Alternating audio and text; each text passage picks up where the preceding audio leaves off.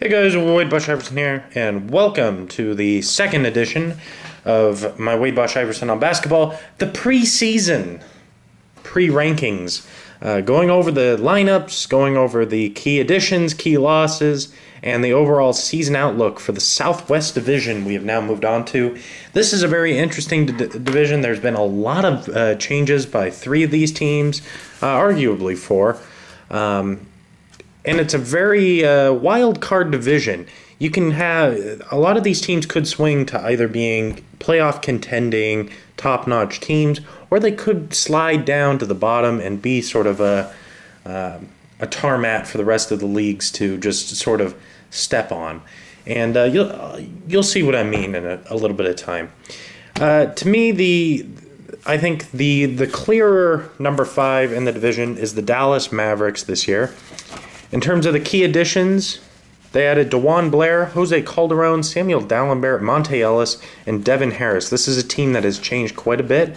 Key losses are Darren Collison and O.J. Mayo, the starting point guard and the starting shooting guard for the Dallas Mavericks. So going over the projected lineup here, Jose Calderon, Monte Ellis, Sean Marion, Dirk Nowitzki, DeJuan Blair.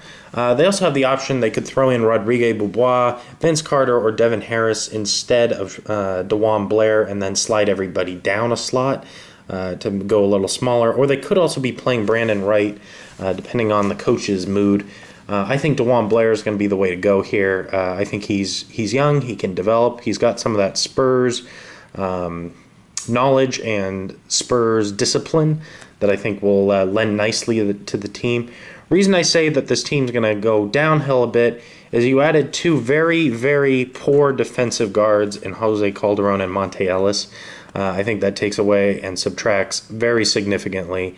And you also have Sean Marion and Dirk Nowitzki that are just aging way too much. Nowitzki was beat up. He's a shell of what he used to be, and I think he continues to keep going downhill. He'll always have a place in this league because of his shooting ability and his height. But his defense is going, his ability to drive to the basket, and his speed and finesse are starting to go. And so that's why my prediction for them is to finish 5th in the division. But again, this could swing another way. If you get Monte Ellis and Jose Calderon to play some defense, maybe it can change. But last time I checked, Monte Ellis prefers to jack up a ton of shots. I like him for fantasy, though, so check out Monte Ellis if you're interested in a good fantasy shooting guard. Swings at point guard, too. Number 4, this is my wild card team. This team could take the entire division if everything goes well. But I have them at number 4 due to their age and also due to the fact that there's so many new pieces, new cogs moving in and out of this team. And that is the New Orleans Hornets, Pelicans. First of all, stupid name. I don't know, just, horrendous name. I'm not a fan of the Pelicans as a name. Anyway, going over the key additions and the key losses, Tyreke Evans and Drew Holiday go in, and the go-outs are Robin Lopez and Grievous Vasquez. Believe it or not, that's actually a big loss in Robin Lopez. I'll explain why in a little bit. At point guard, the projected lineup, Drew Holiday, Eric Gordon, Tyreke Evans, Ryan Anderson, and Anthony Davis. The bench, there's not a lot of notable bench players. I'm going to go with Greg Stietsma here, who they just picked up as well. I guess I should put him in the additions. And Austin Rivers. The problem is they have a bench that is very unknown, a bench that doesn't have a lot of talent coming off there. A lot of this is going to depend on Austin Rivers. Can he come out and be a scoring threat, the guy that they thought they were getting with that high first-round pick? He's got to be that sixth man coming off the bench. Do I see that happening this year? No, I don't. I don't think it'll happen. And that's why I slid them down to number 4. They have a very talented starting lineup, but let's also remember Eric Gordon's had a lot of injury issues. Whether or not he stays healthy is a big key as well. Drew Holiday, love the pickup that they made there, getting rid of Nerlens Noel for Drew Holiday. They got rid of a big man who's already got bum knee issues, surgically repaired this and that, and acquired an all-star point guard who really has the ability to be one of the top 2-3 point guards in this league. I think he honestly will be better than Derrick Rose when all is said and done. Tyreke Evans, interesting pick here. I didn't like the move quite as much. I would have liked to have seen them go after Josh Smith. I would have liked to see a little more defense in here and a little more size. Smith would have been nice to slide in. They're about the same price too. To slide in at the power forward and small forward spot, it would have given him some more versatility. But then again, Tyreke Evans, he handles the ball pretty well for a shooting guard / small forward / point guard / whatever he is.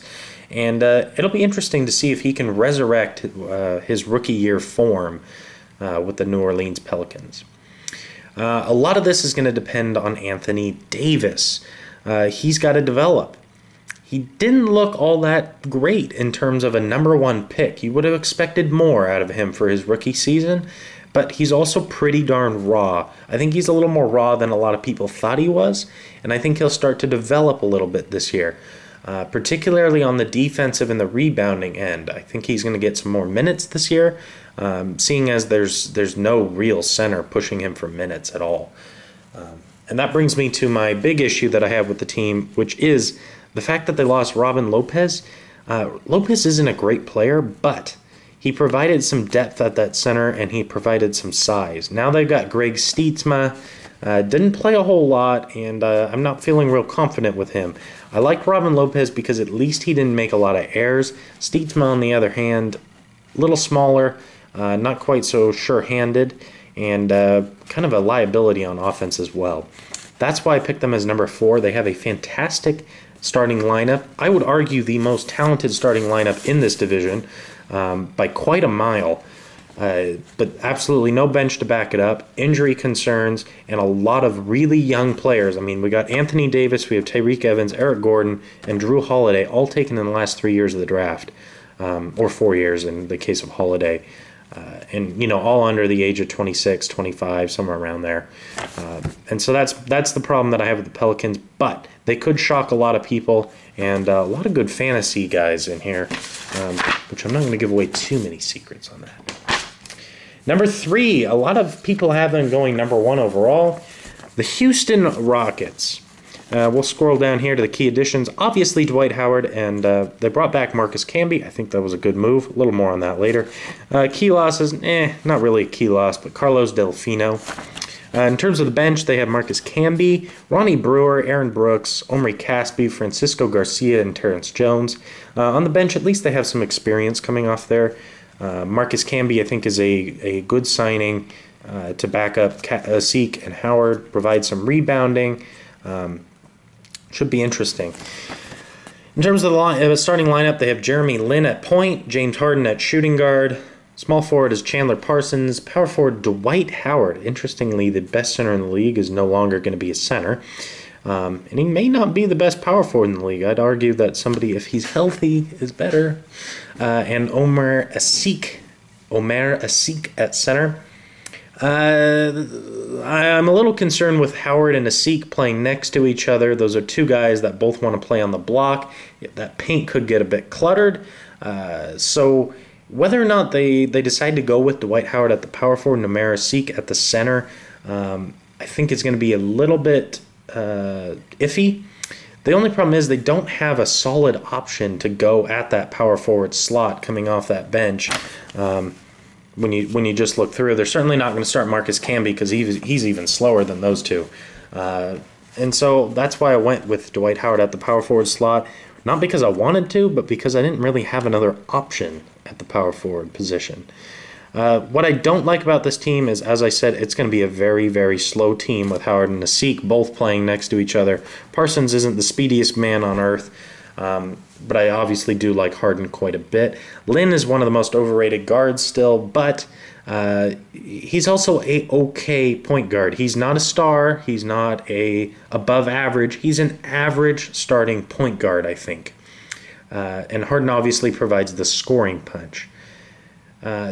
Should open things up a little bit more for Harden in terms of outside shooting, but I'm worried about that paint being clogged. I think Harden can really lose a lot from not being able to attack the hole with Howard and Asik sitting down there. Omer's already pretty damn unhappy. He's requested trade, get out of town, all sorts of things. And so This could be a clash of personalities. We know Dwight Howard's ego. Little worried about that. Moving on. All right, I have confessed the last 6, 7, 8, 9, 10, 15, 30 years, I have always thought this team was just going to jump off a cliff because they're too damn old. I'm not going to make that mistake this year. I'm going to declare them number 2, even though I am tempted to say number 1 just because I've screwed up so many years on this team. The San Antonio Spurs. Number 2 overall. Yes, and I'm not putting them number 1, and again, I might be shooting myself in the foot, but hear me out on this one. The key addition is Marco Bellinelli, and they lost Gary Neal. Kind of a wash when you really consider things. Notable bench, Patty Mills. Okay, maybe not. Manu Ginobili, Boris Dia, Marco Bellinelli, and Matt Bonner. Projected starting lineup, Tony Parker, Danny Green, Kawhi Leonard, Tim Duncan, and Tiago Splitter. All right. Tim Duncan, another year older. Manu Ginobili, another year older. Already showed a lot of signs during that playoff run that he might be on a tailspin downward. I think this really is going to be one of Ginobili's last years as being even a solid role player coming off the bench before he disappears. He's one of those guys that's taken a lot of shots in his days, a la Tracy McGrady, a la Allen Iverson. Pretty reckless with his body. He gets knocked around. Let's remember he's not the most athletic individual. He's got skinny arms, absolutely no muscle mass whatsoever, and he's white. He can't jump. Okay, he's Hispanic, but fine. In terms of the starting lineup, I'm not a big fan of Danny Green. I actually think Marco Bellinelli, you might find him starting at shooting guard later in the season. I like Bellinelli quite a bit more than Green. Green's a very good shooter, but outside of that, he doesn't do a lot. He's not good at driving the ball. His mid-range game is okay, I suppose, but he's not good when defenders are around him. I'm in love with Kawhi Leonard, like I think most people are. What a definition of a Spurs player Kawhi Leonard is. Does absolutely everything that the team needs. He puts the team first. If they need rebounding, he goes after rebounding. If it's hardcore, hard-nosed defense, Kawhi Leonard will do it. Tim Duncan, another year older. Can he sustain playing over 30 minutes a game? I'm going to say yes. He looked really good in that NBA Finals. He's certainly not as good as he was back in the 90s, back in the early 2000s, but Tim Duncan is still one of the game's premier power forwards. He is still an all-star, and he deserves all his accreditations. Tiago Splitter, I'm not a fan of his. The Spurs see something in him that I just don't. He looked absolutely, completely clueless last year out on the court. He doesn't. It just looks like he doesn't know what he's doing. Like he's not thinking out there. He's got a lot of talent, so I do hope that he's able to perform and he's able to be that starting center. The Spurs are going to need it with Tim Duncan being so old and needing to take a lot of games off and a lot of minutes off. Coming off the bench, real steal here at Love Boris Diaw. Can play the shooting guard all the way through the center. Really talented player there, and he fills needs for them. Bonner, good shooter off the bench. Ginobili, already went over. And the number 1. Dun dun dun. They didn't make a lot of moves, but the Memphis Grizzlies. Key additions of Costa Kofus, Mike Miller, and key losses of Darrell Arthur. Little interesting salary info here. Memphis has one of the highest paid front courts in basketball. $19 million for Randolph and $15 million for Marc Gasol. Let's go over the starting lineup real quick. Mike Conley returns as the point. Shooting guard, Tony Allen returns. Small forward, Tayshaun Prince returns. Power forward, Zach Randolph returns. And the center, Marc Gasol returns. They added Mike Miller and Costa Kofus to a surprisingly okay bench. Ed Davis, Jared Bayless, and Quincy Pondexter all coming off the bench. We'll talk about the bench first. The only real issue I have with the bench is they need a go-to scorer to come off the bench. They need that James Harden. They need that Manu Ginobili. They need one of those guys coming off the bench. I'm talking about James Harden during his Thunder days, obviously, here. Jared Bayless has that scoring threat, but he is as inconsistent as any player comes. Quincy Pondexter, I look for him to develop nicely. I'm hoping he can carve out a few more minutes in the team. I like Mike Miller for some veteran leadership, some winning ways, and the guy's just a gamer. I mean, he's a baller when he goes out there. Kofus adds a nice piece to back up Marc Gasol and also Zach Randolph at the center and power forward slots. I really think he's one of those underrated centers. Definitely look at him. And Ed Davis, also another great backup to back up the power forward slot. They have probably the best front court in basketball with Marc Gasol and Zach Randolph, and then Ed Davis and Kosta Kofus coming off the bench. It's that talented of a front court. Tayshaun Prince, I like his veteran leadership. Again, he's played with that Detroit Pistons hard-nosed defense. Same thing with Tony Allen. Gasol, the reigning defensive player of the year. Can't we say a great defensive ball club on this team? Scoring is going to be the issue again this year. A lot of the scoring load is going to fall onto Zach Randolph and also Mike Conley. I'm hopeful that Marc Gasol will start taking a little more initiative. He's got a lot of talent, and I hope that he uses it, not just on the defensive end. Reason I picked them number 1 overall is because they got a mix of youth and a mix of athleticism, a mix of defense, and a mix of three-point shooting. I like some of the young guys like Mike Conley. I know he's drafted in 08-09, but he's just starting to hit that peak of his career, which I really like. We have Zach Randolph still in his prime, same thing with Marc Gasol.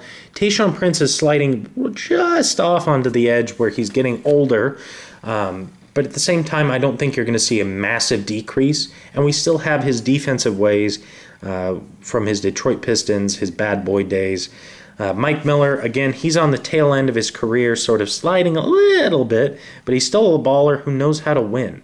So you got some guys that can win. You have Jared Bayless and Quincy Pondexter, who are younger guys that can provide a little more energy and athleticism. And I just think the Memphis Grizzlies are one of the most well-rounded between their starting lineup, their bench, and their defensive presence. I'm a big defensive guy, and when you have Tony Allen, Tayshaun Prince, Marc Gasol all in your starting lineup, and you have Kosta Kofus and Ed Davis coming off the bench, you got some toughness and you got some defense, and that's why they go number 1 overall in my rankings. Again, very interesting division, having the Houston Rockets and the Pelicans. They could really shake this division up. And San Antonio, I don't think they're going to fall off a cliff because they have the man by the name of Greg Popovich coaching that team. I swear he could bring in AAU team members and he would still win 60 games with them. Incredible coach. I would argue the best coach of all time. Yes, better than Phil Jackson. Think of the talent difference. We're talking about Kobe Bryant, Shaquille O'Neal, Michael Jordan for Phil Jackson, and we have Tim Duncan and David Robinson for Greg Popovich. Big difference in talent there. That's why I would say that Popovich is the best center or best coach of all time. Cool division. Let me know your thoughts. Always curious. I hashed it out on the on a Portland debate versus Minnesota. I know I'm taking some flack for that Minnesota team, but just give me some words, people. See ya.